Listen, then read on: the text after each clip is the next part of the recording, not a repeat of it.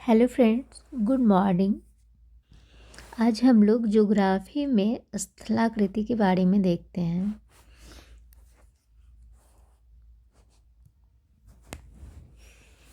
स्थलाकृति विज्ञान इस बुक में चित्र के द्वारा बहुत अच्छे से दिखाया हुआ है। खान सर का ये बुक है जो, चलिए देखते हैं। इसके अंतर्गत पृथ्वी की बाहरी परत की बनावट का अध्ययन किया जाता है। स्थलाकृति के अंदर क्या क्या ये होता है, तो इसके अंतर्गत पृथ्वी की बाहरी परत की बनावट का अध्ययन किया जाता है। मृदा विज्ञान, इसके अंतर्गत मिट्टी का अध्ययन किया जाता है। मृदा के अंदर क्या किया जाता है, तो मिट्टी का अध्ययन किया जाता है मृदा विज्ञान में। नोट, पैडोलॉजी के अंतर्गत टीचिंग की कला सीखी जाती है। उच्चावाच पृथ्वी के उबड़ खाबड़ आकृति को उच्चावाच कहते हैं। ये तीन श्रेणियों में रखा जाता है। प्रथम श्रेणी के उच्चवाच, इसमें महाद्वीप तथा महासागर आते हैं। द्वितीय श्रेणी के उच्चवाच, इसमें महाद्वीप पर बनने वाली आकृति को रखते हैं, जैसे पर्वत, पहाड़, मैदान, मरुस्थल इत्यादि। तृतीय श्रेणी के उच्चवाच,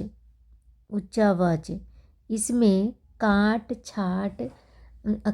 छाट अपरदन से बनने वाली स्थलाकृतियों को रखते हैं, जैसे भी आकार की घाटी, एस आकार की घाटी, जल प्रपात, लॉयस इत्यादि।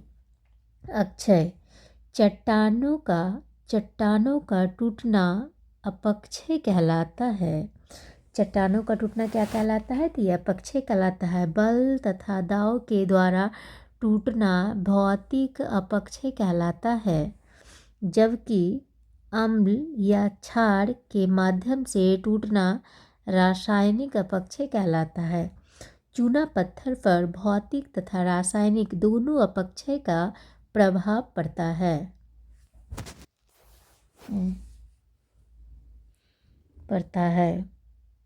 अब देखते हैं हम लोग अपरदन। चट्टानों में घिसावट को अपरदन कहते हैं। अपरदन की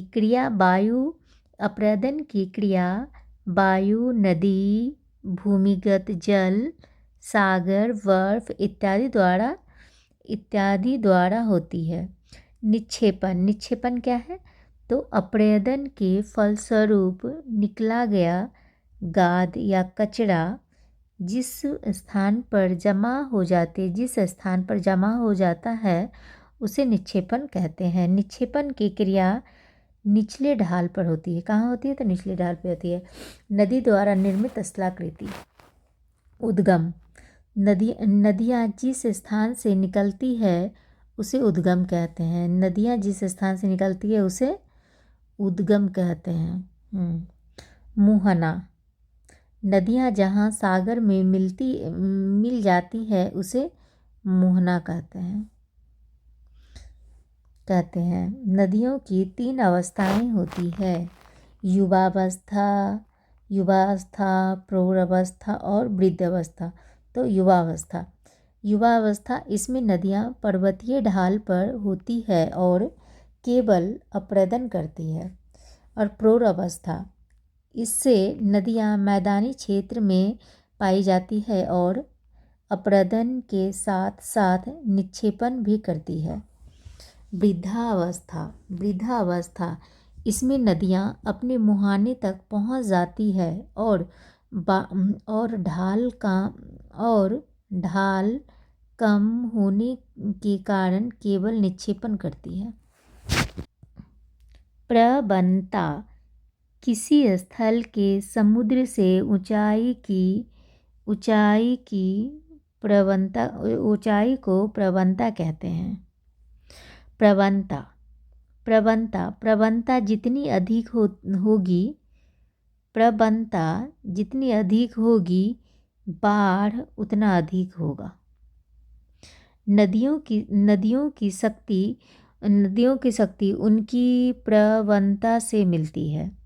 निक्षेपिका, नदियाँ जब पर्वतीय क्षेत्र पर होती है तब मुलायम चट्टान को काट देती है, किंतु कठोर चट्टान को नहीं काट पाती, जिस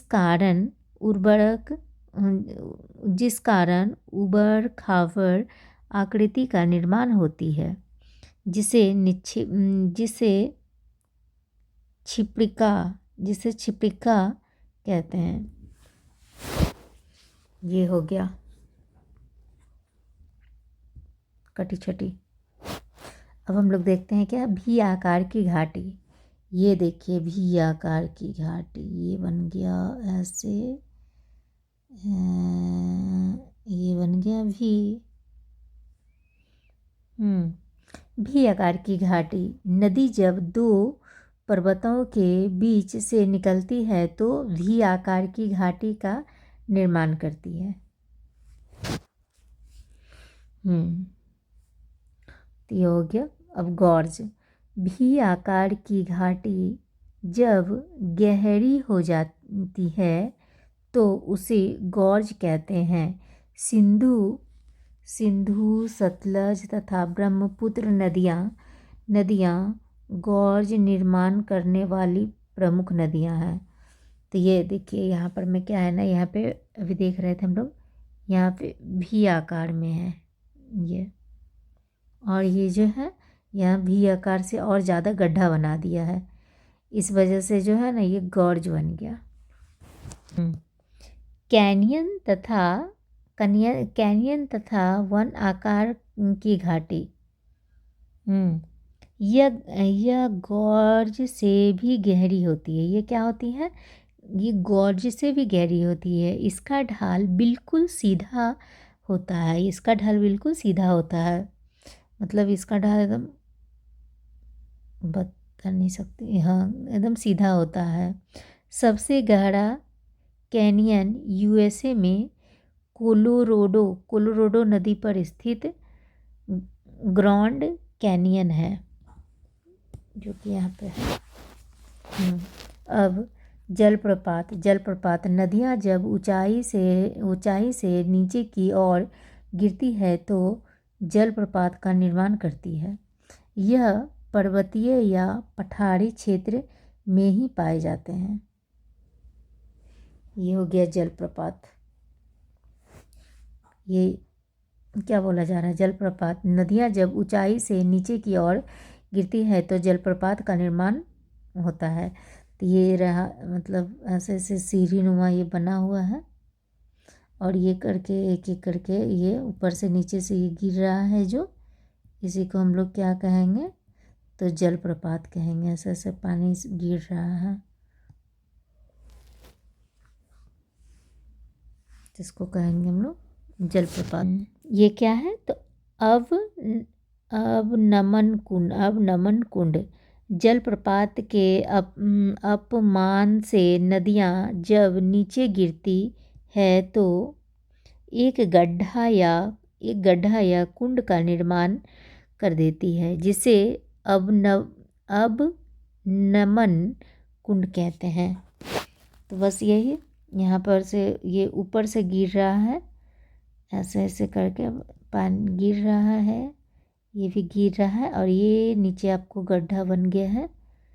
गड्ढा में पूरा पानी भरा हुआ है। इसे ही क्या कहते हैं हम लोग, अब नमन कुंड।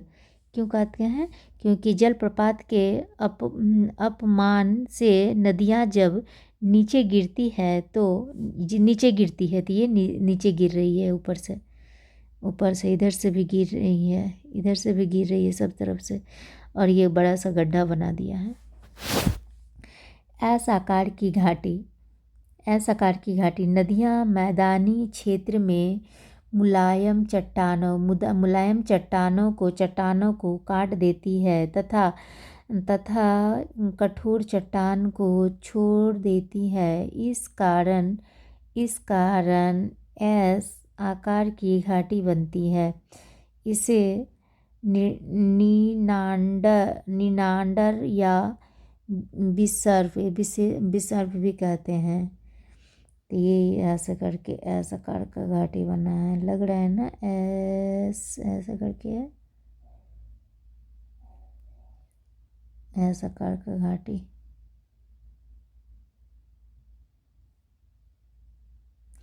और ये हो गया आपका, ये जो ऐसे बन रहा है ना, इसको गोमुख, ये वाला गोमुख भी इसको कहते हैं। अभी हम लोग ने देखा था गोमुख। तो यहाँ पर मैं गोखुर झील है, जो कि एस आकार की घाटी जब सीधी हो जाती है तो वह गोखुर झील का निर्माण करती है। इसे परितत्व झील कहते हैं। ये देखिए, यहाँ पर में ये गोखुर झील हो गया, मतलब गाय के खूर की तरह। अभी हम लोग देखे थे ना तटबंध मैदान क्षेत्र में नदियाँ अपने मैदान क्षेत्र में नदियाँ अपने किनारे पर सिल्ट या गाद या कचरा को जमा कर देती है। इसे तटबंध कहते हैं। इसे क्या कहते हैं? इसे तटबंध कहते हैं। ये हो गया बाढ़ का मैदान हो गया ये सब। इसके बाद ये हो गया नदी द्वीप।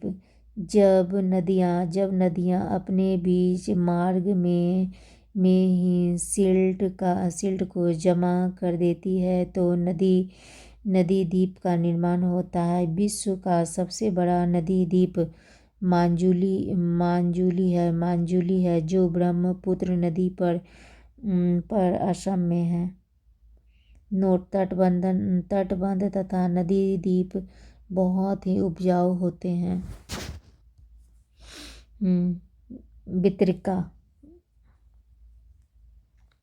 वितरिका नदी जब मुहाने पर पहुंचती है तो ढाल कम हो जाता है, जिससे नदियाँ कई शाखाओं में बट जाती है।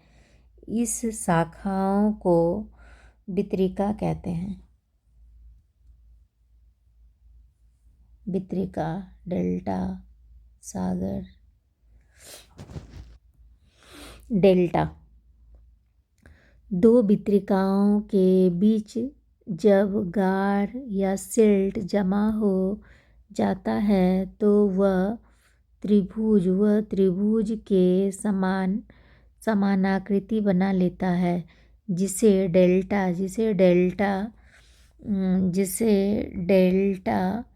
डेल्टा कहते हैं। यह बहुत ही उपजाऊ होता है। तो ये हो गया हमारा डेल्टा। ये जो है ना बहुत उपजाऊ होता है। यह बहुत ही उपजाऊ होता है। सबसे बड़ा डेल्टा गंगा और ब्रह्मपुत्र। सबसे बड़ा डेल्टा किसका है? तो गंगा और ब्रह्मपुत्र का डेल्टा है, जिसे सुंदरबन का डेल्टा कहते हैं, जो कि बंगाल में है। नोट्स। जब नदियों के वितरिकाओं की संख्या अधिक हो जाती है तो वह पक्षी के पैर के समान दिखने लगती है। तो ये यहाँ पर मैं बहुत सारा ये वितरिका ये हुई है ना नदियों का, यहाँ से ये हो गया, ऐसे ये सब जो है ना, ये नदी है, यहाँ पे ऐसा आया है। तो यही पक्षी के पैर के तरफ दिखने लगा है ना, लग रहा है ना कि ये पक्षी का पैर है। इसी को ही बोला जा रहा है। ये पक्षीपात डेल्टा कहते हैं। इसलिए इसको जो है ना पक्षी पैर की तरह दिख रहा है, इसलिए इसे जो है ना पक्षी पक्षीपात डेल्टा कहते हैं। मिसिसिपी नदी पक्षीपात डेल्टा बनाती है। मिसिसिपी नदी जो है ना, ये पक्षीपात डेल्टा बनाती है। उसका डेल्टा सबसे चौड़ा होता है। उसका डेल्टा क्या होता है? सबसे चौड़ा होता है मिसिसिपी का। डेल्टा कई प्रकार के होते हैं।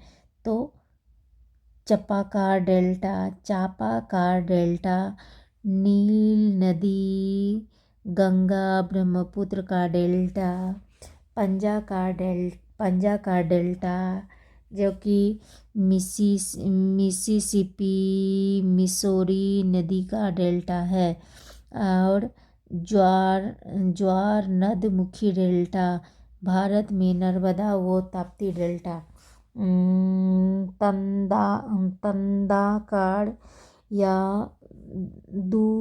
दुर्माकृतिक वृक्षाकार डेल्टा, भारत में नर्मदा व ताप्ती का डेल्टा। ज्वार नद एस्चुरी, जब किसी नदी के मुहाने पर पर्वत खड़ा हो तो नदियाँ अपने सिल्ट को जमा करके किनारे में वितरिका बनाकर नहीं निकल सकती है, क्योंकि दोनों किनारों पर पर्वत होता है। अतः यह सिल्ट को सागर में गिरा देती है, जिसे क्या कहते हैं? तो एस्चुरी कहते हैं। ये हो गया डेल्टा। ये दोनों ऐसे डेल्टा है ये सब।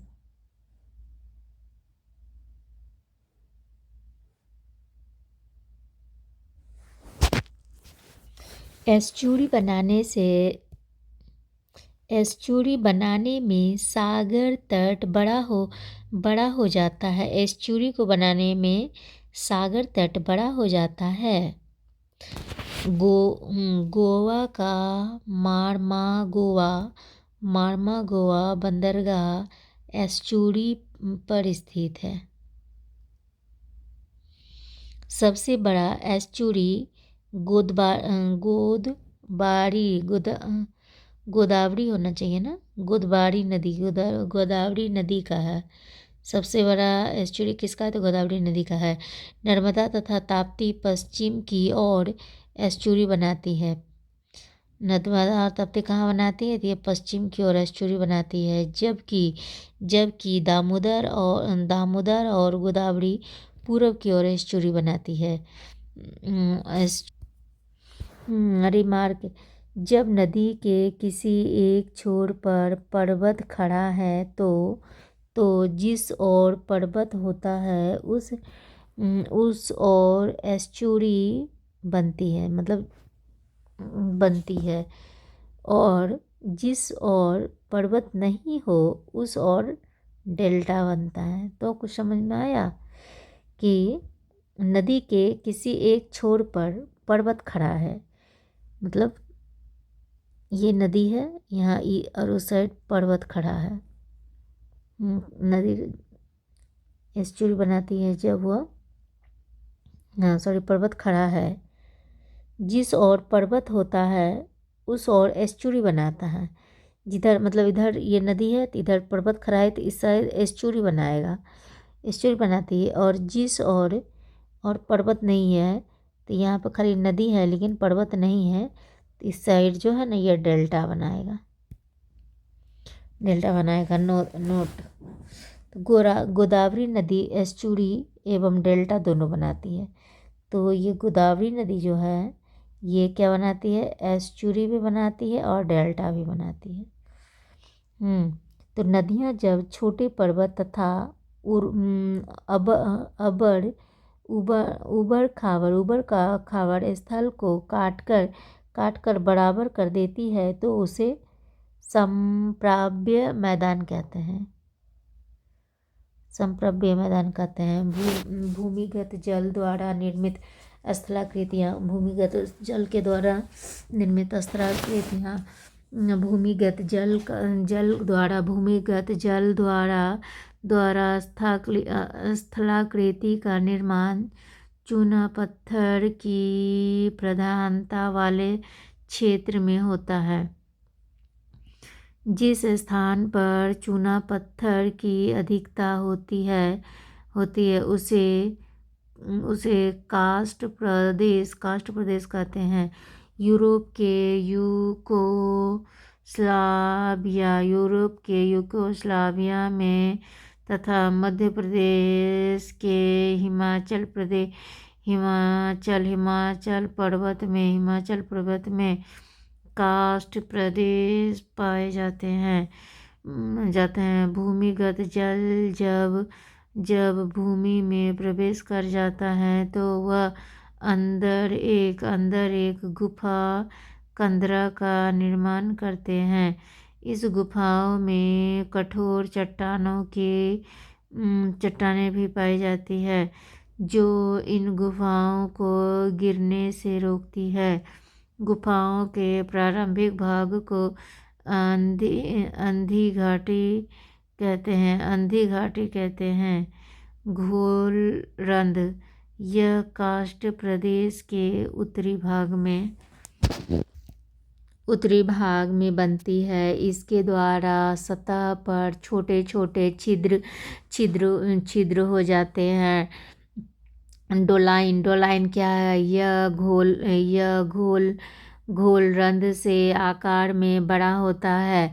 युबाला यह डोलाइन से बड़ा तथा गहरा भी होता है। पोलजे जब कास्ट प्रदेश अत्यधिक अपरदन के कारण कट कर नीचे की ओर गिरने लगता है तो उसके ढाल को पोल्ज कहते हैं। यूरोप के बाल्कन क्षेत्र का बिलानो पोल्जे विश्व का सबसे बड़ा पोल्जे है। टेरारोसा पोल्जे के कारण अत्यधिक अपरदन होता है। अत्यधिक बहुत ज़्यादा अपरदन होता है जिसमें चूना पत्थर के साथ साथ लाल रंग की डोलोमाइट चट्टान भी होती हैं। इसके निक्षेपण को टोरारोसा कहते हैं। स्टेलेस्टाइड कंदरा के ऊपर की ओर लटकी स्थलाकृति को स्टेलेकोटाइट कहते हैं। इसका निर्माण कम अपरदन के कारण होता है। स्टेलेगमाइट जब अपरदन अधिक है तो नीचे की ओर चूना पत्थर का जमाव हो जाता है जिसे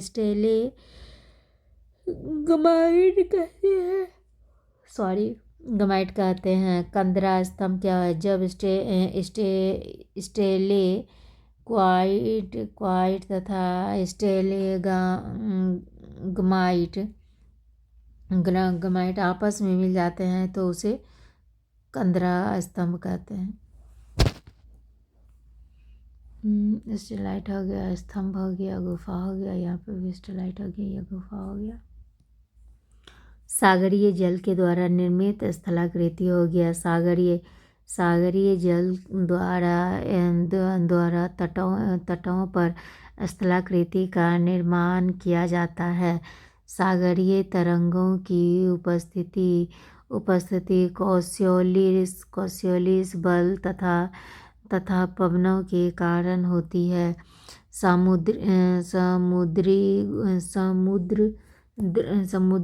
समुद्री गुप्ता जल जब समुद्र पर प्रबल होते हैं, समुद्री लहरें उस पर्वत को नीचे से काट देती है और गुफा का निर्माण कर देती है। मेहराव जब समुद्र में कोई पहाड़ी पाई जाती है तो उसमें भी गुफा का निर्माण होता है, और जब ये गुफा आर पार ले जाती है तो उसे मेहराव कहते हैं। लैगून झील लैगून झील जब सागरीय तट पर सिल्ट के जमाव से झील का निर्माण होता है तो उसे लैंगूर झील कहते हैं। लैंगूर झील खारे पानी की होती है। लैंगूर झील क्या होती है? तो ये खारे पानी की झील होती है। लैंगूर झील को क्याल या पश्च सागर झील भी कहते हैं। दंतुरित तट सागरीय तट जब कटा पीटा या उबड़ खाबड़ होता है तो उसे दंतुरित तट कहते हैं। यह बंदरगाह निर्माण में सहायक होती है। रिया तट नदी घाटी के समुद्र में डूब जाने से रिया तट का निर्माण होता है। इसी कारण से इस घाटी इन तटों पर कहीं कहीं गहरी और चौड़ी घाटियां तथा विशाल कंगारे मिलते हैं। पवनों द्वारा निर्मित स्थलाकृति तो पवनों के द्वारा मरुस्थलीय क्षेत्र में स्थलाकृति का निर्माण होता है। घर्षण जब वायु किसी चट्टान से टकराती है तो घर्षण कहते हैं उसे घर्षण कहते हैं। तो अपघर्षण वायु में उपस्थित धूल कण जब किसी चट्टान से टकराते हैं तो उसे अपघर्षण कहते हैं। सनिध घर्षण वायु में उपस्थित धूल कण जब आपस में टकरा कर टूटने लगते हैं तो उसे घर्षण कहते हैं। क्षेत्रपशीला जब किसी बड़े चट्टान के नीचे मुलायम चट्टान पाई जाती है तो वायु मुलायम चट्टान को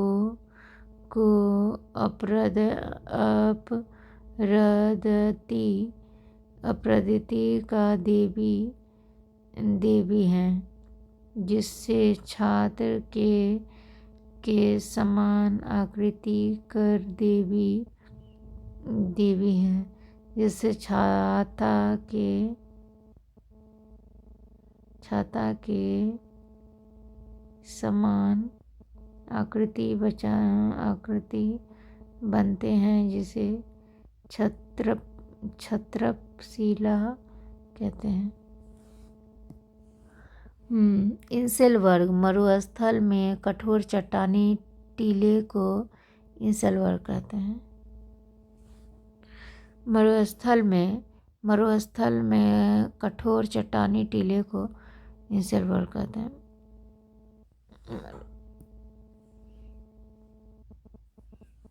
जुगेन इंसेल वर्ग को पवने ऊपर से काट देती है तो दबाव में डिब्बा के समान आकृति बनती है, जिसे ज्यूगेन कहते हैं। ज्यूगेन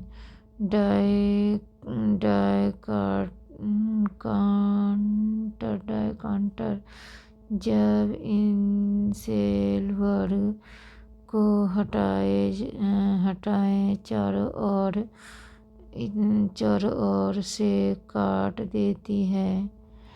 जब इंसेल वर्ग को हवाएं चारों ओर से काट देती है तो चतुष्फलकीय आकृति बन जाती है। इस चतुष्फलकीय आकृति को डायकांटर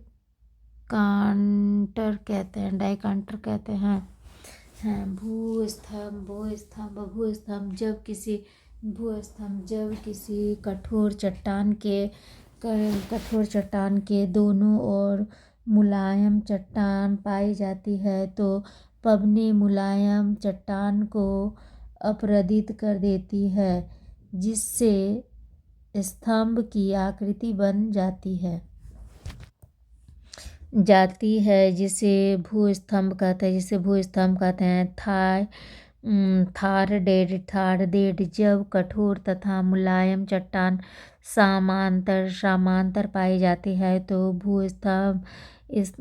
भूस्तंभ की एक कतार बन जाती है, जिसे थारडेड कहते हैं। जालीदार शिला योग्य मरुस्थलीय क्षेत्र में पवने पहाड़ियों पर छिद्रनुमा आकृति बना लेती है, जिसे जालीदार शिला कहते हैं। ये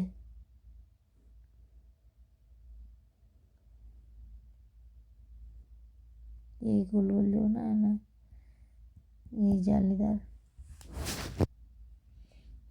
बातरंध पवने जब मरुस्थलीय भूमि में गड्ढा का निर्माण करती है तो उसे बार्त कहते हैं। बालसन झील मरुस्थलीय क्षेत्र में पर्वतों से घिरी हुई झील को वात्सल्य झील कहते हैं। अजमेर का आना सागर बालसन झील जब सूख जाता है तो उसे डैश कहते हैं। यह नाम का अच्छा स्रोत होता है।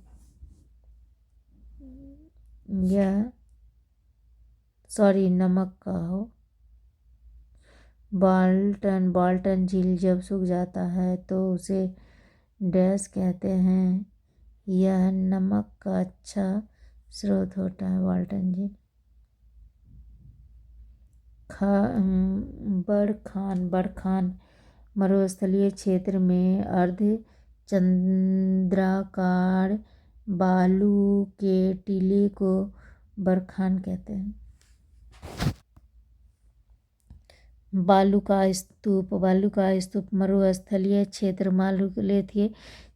में बालू के चंद्राकार टीले को बालू का स्तूप कहते हैं। ये चांद के आकार का टीला बना है जो, इसी को कहते हैं। लोयस का मैदान हो गया मरुस्थलीय क्षेत्र में बालू वायु द्वारा उड़ाकर ले जाती है और जिस स्थान पर उसे निक्षेपित किया जाता है उसे लोयल का मैदान कहते हैं। लोयल का मैदान उपजाऊ होता है। बड़ा लोयल का मैदान चीन में है। हिमनद के द्वारा निर्मित स्थल शुद्ध हिमनद द्वारा अपरदन का कार्य नहीं होता है, किंतु जब हिमनद में चट्टान या लकड़ी उपस्थित हो तो वह अपरदन करने लगती है। यू आकार की घाटी बर्फीले क्षेत्र में दो पहाड़ों के बीच यू आकार को घाटी बनाती है। बनती है।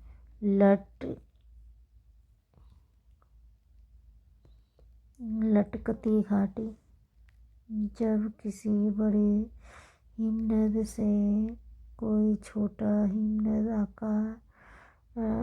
आकार जुड़ जाता है तो उसे लटकती घाटी कहते हैं।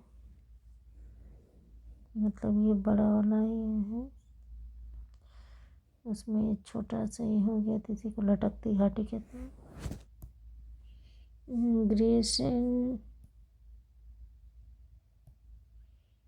ग्रीष्म जब एरिटी एक श्रृंखला के रूप में होते हैं तो उसे ग्रीष्म कहते हैं।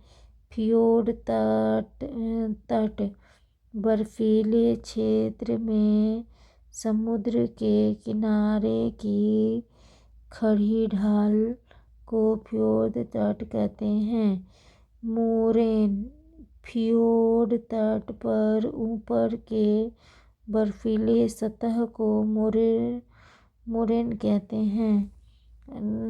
रास मुटाने जब बर्फ का निक्षेप भेड़ के बाल के समान हो जाता है तो उसे रास मुटाने कहते हैं।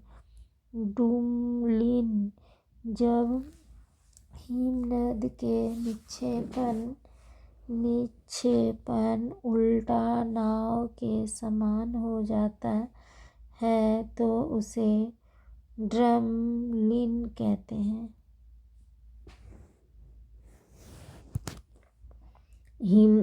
हिमोर जब हिमानी का निक्षेपण एक चादर के समान समतल रूप में होता है तो उसे हिमोर कहते हैं।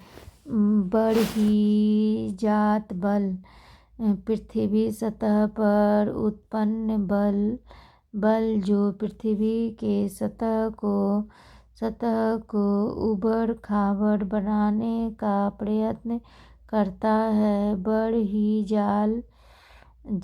बल कहते हैं। अपक्षय, अपरदन तथा निक्षेपण अंतर्जात बल हो गया। यह पृथ्वी के अंदर से उत्पन्न होती है और पृथ्वी की उत्तरी सतह को बराबर करने का प्रयत्न करता है। एग्जाम्पल हो गया भूकंप और ज्वालामुखी। Thank you friends. अगर हमारी ये वीडियो अगर आप लोगों को अगर अच्छी लगे तो प्लीज़ ज़्यादा से ज़्यादा शेयर कीजिए और सब्सक्राइब कीजिए। मैं धीरे धीरे करके सारे सिलेबस को मैं पूरा कर दूँगी।